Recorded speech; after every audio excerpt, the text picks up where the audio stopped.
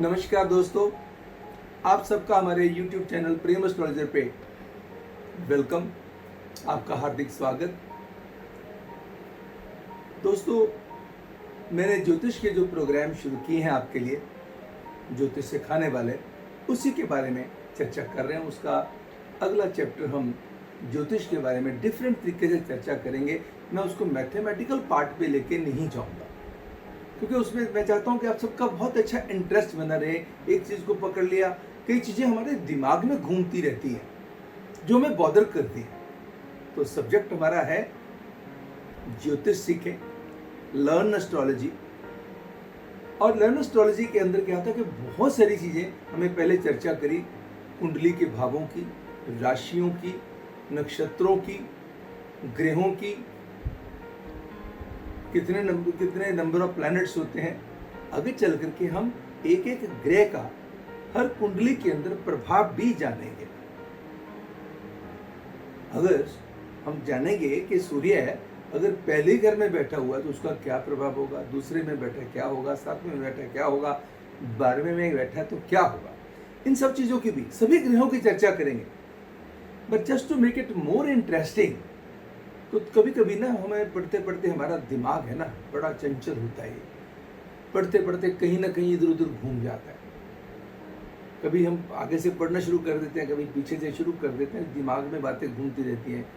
नहीं, अब हम क्या करते हैं, कुछ ऐसे योग हैं, जब किसी ज्योतिषी के पास आप गए तो उन्होंने कहा जी कि आपकी कुंडली में तो ये जबरदस्त योग पड़े हुए हैं जो कि जिंदगी में आपके पास किसी चीज की कोई कमी नहीं आने वाली, बहुत ही स्ट्रॉन्ग राजयोग हैं। जब आप अपने हालातों की तरफ देखते हैं तो वो हालात आपको दिखाई नहीं देते।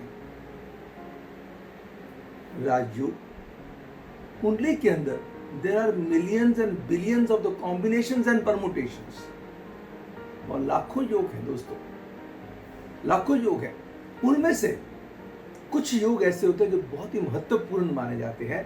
मैं कुछ योगों को लेकर के अभी चर्चा करेंगे, फिर धीरे धीरे कभी किसी योग को लेकर, कभी किसी योग को लेकर हम चर्चा करेंगे। आज मैं उन राजयोग वाले कुछ ग्रहों की बात करूंगा जिससे बड़े ही स्ट्रॉन्ग राजयोग बनते हैं।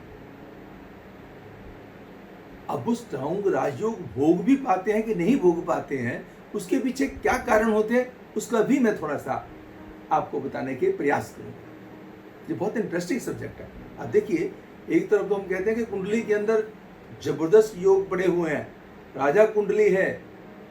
आदमी को लगता है कि मेरे तो हालात इतने खराब हैं और ये मुझे राजा कह रहे हैं, तो लगता है कि विश्वास सा उठ जाता है। तो ऐसी स्थिति में दोस्तों, पहले हम उन चीजों की बात करते हैं कि वो योग कौन से होते हैं जिनसे बहुत जबरदस्त योग बनता है। आगे उसके प्रभाव की चर्चा करेंगे बाद में। हमारी कुंडली के अंदर out of those millions and billions of the combination and permutations, 5 are treated to be the supreme. लाखों योगों में से 5 योगों की महत्ता बेहद मानी गई है, जिनको हम महापुरुष योग कहते हैं, पंच महापुरुष योग कहते हैं। पंच महापुरुष योग क्या होते हैं? जब केंद्र के अंदर ग्रह उच्च का होके पड़ा हो तो महापुरुष योग क्रिएट हो जाता है। लेकिन शर्त एक है, वो 5 ग्रह वो वाले होने चाहिए। उसमें 4 ग्रह इंक्लूडेड नहीं है दोस्तों। सूर्य, चंद्रमा, राहु, केतु, ये 4 नहीं है। जो पंच महापुरुष योग बनते हैं, इन चारों को छोड़ के बाकी 5 के साथ बनते हैं। चलिए उन 5 की चर्चा करते हैं। महापुरुष योग जिस व्यक्ति की कुंडली में मिलते हैं, उसके पास्ट के जीवन के बारे में बताते हैं कि ये व्यक्ति जीवन के अंदर पिछले जन्म में इसने बहुत अच्छे कर्म किए हुए थे, संत प्रवृत्ति वाले ये व्यक्ति थे, जिसके कारण इनको तप से राज मिले। पहला योग जो बृहस्पति से बनता है, जब बृहस्पति किसी भी कुंडली के लिए केंद्र के अंदर खुद की राशि में हो या उच्च के पड़े हो, एक्सॉल्टेड हो, so either the planet Jupiter is positioned in its own sign और it is exalted in one's birth chart then it creates the Hamsa Mahapurusha yoga. तो हंस महापुरुष योग किससे बनता है? बृहस्पति से बनता है, जब केंद्र में बृहस्पति खुद की राशि का हो या उच्च का होके पड़ा हो। और शास्त्र में लिखा है कि बृहस्पति अगर किसी आदमी की कुंडली में उच्च का होकर के पड़ा हुआ है या अपनी राशि का पड़ा हुआ है और महापुरुष योग बना रहा है, जिसको हंस महापुरुष योग कहते हैं, तो जीवन में ऐसे व्यक्ति के पास किसी सुख सुविधा में कोई कमी नहीं रहती है। वो धैर्यवान भी होता है, विद्वान भी होता है, ज्ञानी भी होता है। अनपढ़ होकर के भी लोग ज्ञानी हो सकते हैं, बहुत कम पढ़े लिखे, लेकिन उनका दिमाग बहुत है, उनकी राय दुनिया बड़ी बड़ी दुनिया मानती है। बहुत पढ़ा लिखा इंसान नहीं है, हालात ऐसे उन्होंने परमिट नहीं किया उनको पढ़ने के लिए, लेकिन फिर भी वो बहुत ऊंचे व्यक्तित्व पे पहुंच गए। बहुत सारे मिनिस्टर आप ऐसे देखेंगे जो ग्रेजुएट नहीं हो गए या पोस्ट ग्रेजुएट नहीं होंगे, लेकिन कहीं ना कहीं किसी न किसी स्टेट के अंदर वो मिनिस्ट्रियल स्टेटस एंजॉय कर रहे होंगे। तो जब किसी की कुंडली में महापुरुष योग पड़ा हुआ है तो वो आदमी को वैभव, यश, सौम्य एंड अनंत जिंदगी का जो लग्जरीज का है, सारे दुनियावी सुखों से परिपूर्ण कर देता है। इन 5 महापुरुष योगों में सर्वोत्तम योग हंस महापुरुष योग ही होता है। जो दूसरे नंबर पे आता है उसको कहते हैं हम मालवीय महापुरुष योग। मालवीय महापुरुष योग शुक्र से बनता है, वीनस से बनता है। जब वीनस कुंडली है, आपके सामने कुंडली की डिस्क्रिप्शन आएगी, आप समझ जाएंगे कि जब कुंडली के अंदर बृहस्पति अपने साइन का शुक्र अपने साइन का बैठा हुआ है, अपनी राशि का बैठा हुआ है, तो समझो बन गया मालवीय महापुरुष योग। अगर उच्च का होकर बैठा हुआ, मीन राशि में बैठा हुआ, उसकी अपनी राशियां कौन सी है? वृषभ, तुला, और उच्च राशि कौन सी है? मीन। अगर केंद्र के अंदर इन्हीं चीजों से है तो इसका मतलब हुआ कि जो शुक्र जो है दुनियावी सुखों के स्वामी हैं, मटेरियल वर्ल्ड के स्वामी हैं। जितने दुनियावी सुख मिलते हैं, स्त्री का सुख, वाहन का सुख और जितनी लग्जरीज ऑफ द लाइफ हैं, वो सब शुक्र से मिलती हैं। अच्छे आप देखिए, गरीब परिवार में जन्म लेकर के भी आपका रहन सहन, आपका उठना बैठना ऐसे ऐसे लोगों के साथ है जो बहुत ही शाही मिजाज वाला है। घर में भले ही रोटी नहीं पकती है, मगर आपके जीवन में बहुत खुशहाली है। तो ऐसे उन चीजों की चर्चा भी हम करेंगे। इतना अच्छा महापुरुष योग होते हुए भी तो घर में रोटी क्यों नहीं पकती है, ये भी चर्चा का विषय है। इसके बारे में भी हम चर्चा करेंगे। ये हमारा दूसरा योग था। तीसरे नंबर पे जो आता है उसको कहते हैं रुचिका महापुरुष योगा। ये मंगल से बनता है। जब मेष राशि का मंगल हो, वृश्चिक राशि का मंगल हो, या फिर मकर का मंगल हो, उच्च का मंगल हो, क्योंकि मकर राशि में उच्च का हो जाता है। लेकिन हो केंद्र में, अगर केंद्र के अंदर मंगल अपनी राशि के या उच्च के पड़े हुए हैं तो रुचिका महापुरुष योग पैदा हो जाएगा। अगर रुचिका महापुरुष योग पैदा होगा तो ऐसा व्यक्ति जीवन के अंदर, मंगल क्या है? मंगल हमारा मस्तक है, मस्तक के तेज को बढ़ा देता है, तेजस्वी बना देता है, ओजस्वी बना देता है बंदे को, एंड बंदे को धैर्यशील बना देता है। एक बंदे के अंदर हौसला, हिम्मत, एनर्जी लेवल हाई कर देता है, बंदे की पोजीशन कमांडिंग बना देता है, लोग उसको फॉलो करते हैं, लोग उसके पीछे चलते हैं। तो उसका मतलब जिस व्यक्ति की कुंडली में आप कभी भी देखिएगा रुचिका महापुरुष योग आपको मिलेगा, वो तकरीबन ऐसे व्यक्ति को अकेले चलने की आदत ही नहीं होती। हमेशा सेनापति नहीं होती, होता है जैसे फौज पीछे चल रही होती है ना, हमेशा कुछ ना कुछ लोगों के साथ, he is always surrounded by the people. कुछ ना कुछ उसके साथ चल ही रहे हैं लोग, अकेले कभी चल ही नहीं रहे। ये बहुत बड़ी पहचान है। तो ऐसे लोग समाज के अंदर अपनी पहचान का दायरा अलग से बना लेते हैं, धन धान्य से परिपूर्ण होते हैं, सभी सुखों से परिपूर्ण होते हैं, एंड जीवन के अंदर भले ही गरीब परिवार में पैदा होकर के एक अच्छे मुकाम पे पहुंचने वाले होते हैं। चौथा नंबर दोस्तों जो आता है वो आता है आपका बुध का, जिसको हम कहते हैं भद्रा महापुरुष योग। भद्रा महापुरुष योग कब बनता है? ये बनता है जब बुध प्लैनेट मरकरी मिथुन राशि के हों, जो उनकी अपनी राशि है, कन्या राशि जो उनकी अपनी राशि है, उनके अंदर है, तो समझो कि ये बन गया, जिसको कन्या राशि के अंदर ये उच्च के भी माने गए, बुध की अपनी राशि का है। तो जब अपनी राशि के जो होंगे तो ऐसी स्थिति में आप मान के चलिएगा, भद्रा योग में जन्म लेने वाला व्यक्ति बुध वाणी के स्वामी हैं, गले के स्वामी हैं। इनकी बोलने का नजरिया, बोलने का अंदाज बड़ा खूबसूरत होगा।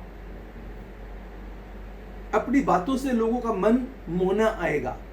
बुध बनिया होता है, बुध बिजनेस का स्वामी है, बिजनेस के कारक ग्रह हैं, बुध तर्क के स्वामी है। कहाँ तर्क करना है, कहाँ तर्क नहीं करना है, इनको तर्क वितर्क में फर्क समझ आएगा। और ये बहुत ही धैर्यवान और बहुत समझदार बुद्धिमान व्यक्ति होते हैं और हर चीज को, हर कदम को, हर फैसले को सोच विचार करके लेते हैं, इसलिए जीवन में हर सुख से परिपूर्ण होते हैं। तो भद्रा महापुरुष योग में जन्म लेने वाला व्यक्ति सभी सुखों से परिपूर्ण होता है। मतलब वाणी का बुध क्या है, वाणी, बुध क्या है, कलम, बुध क्या है, टाइपिंग, बुध क्या है, स्पीड, बुध क्या स्पीड है आपकी रफ्तार कितनी है लिखने की। बुध पे क्या है, पेपर का स्वामी। तो जब पेपर पे अगर आपने किसी को ईमेल लिख के भेजनी है, एसएमएस लिख के भेजना है, बड़ा सुंदर एसएमएस लिख के भेजा, सुंदर ईमेल लिख के भेजी और सोच विचार करके उसको कई बार पढ़ के भेजी और दूसरा आदमी उसको पढ़ के आनंदित हो उठा, तो आपका तो जो काम नहीं बनने वाला था वो भी बन जाएगा। क्यों? क्योंकि बुध बुद्धि के कारक भी हैं, बुध बिजनेस के कारक भी हैं।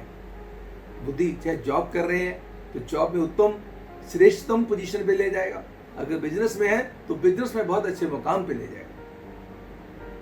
पांचवा योग, जिसको हम शश महापुरुष योग कहते हैं।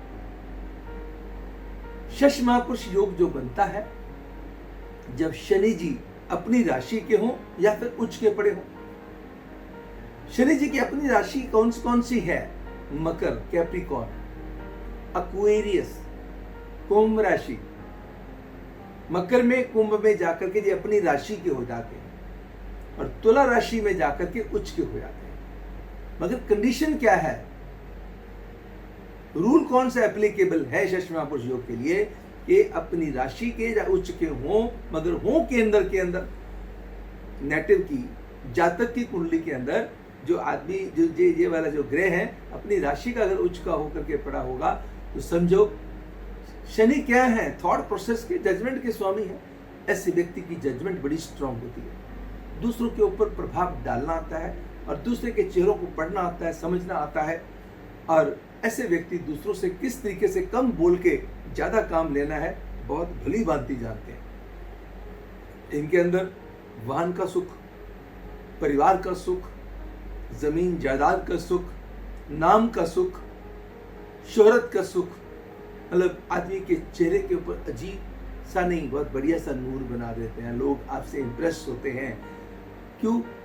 क्योंकि ये पांच योग उन लोगों के कुंडली में मौजूद होते हैं दोस्तों, जिन्होंने पिछले जन्म में बहुत अच्छे कर्म किए होते हैं, कहीं ना कहीं बहुत बड़ी तपस्या करी होती है।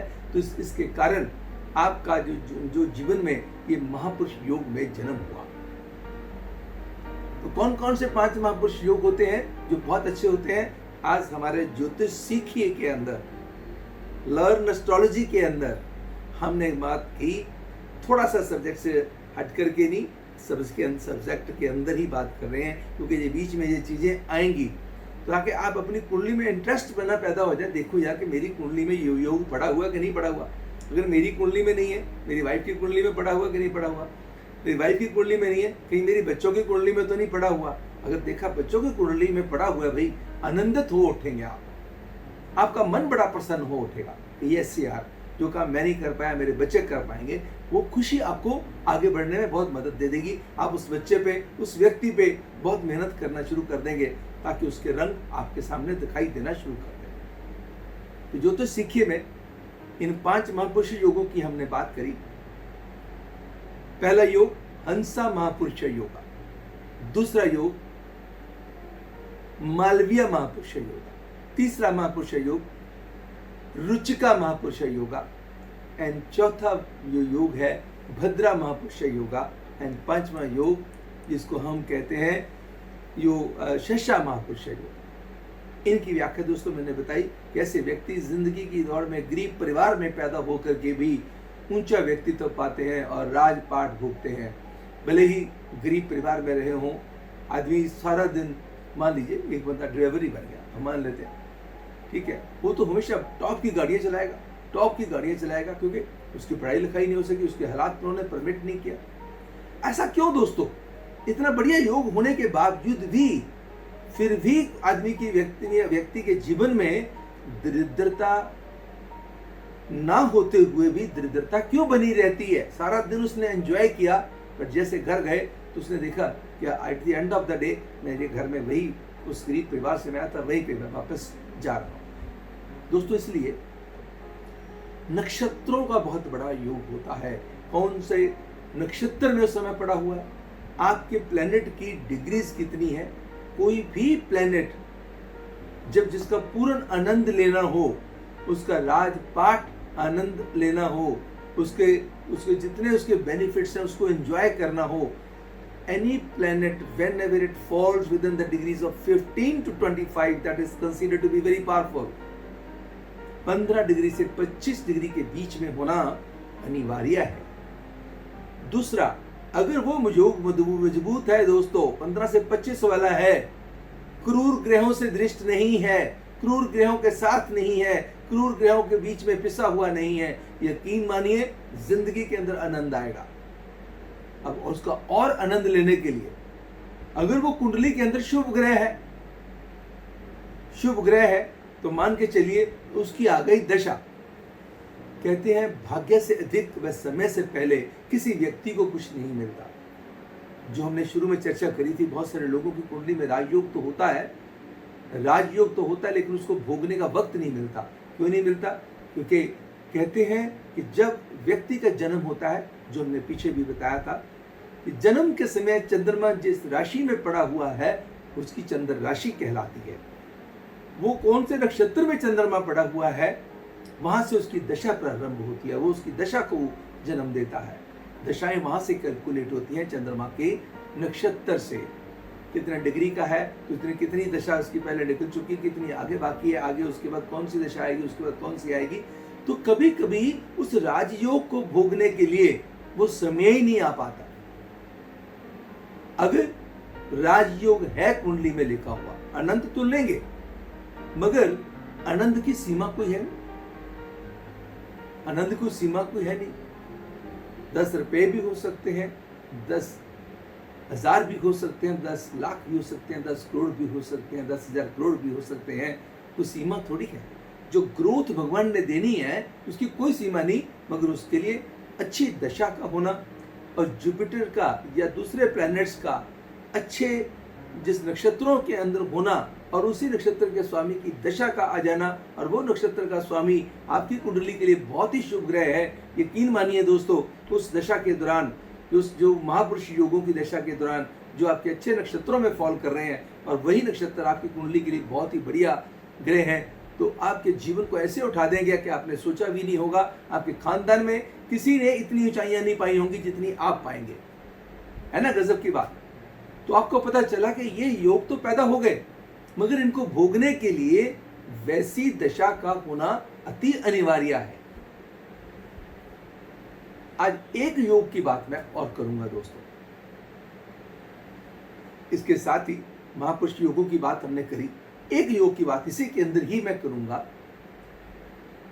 बहुत सारे योग होते हैं, जब भी हम जाते हैं, शास्त्र का मत है कि अगर 3 ग्रह अपने घर के हों तो राजयोग होता है, या 3 ग्रह उच्च के पड़े हों।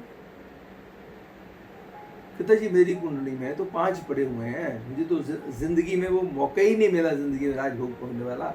मैं तो सारी जिंदगी मेरी कर्जे के नीचे ही बीत गई। उस जो मैंने बात बताई थी कि किसी भी चीज को, किसी भी राजयोग को भोगने के लिए उसका उत्तम समय, उत्तम ज्ञान होना बहुत जरूरी है। वो कैसे होगा?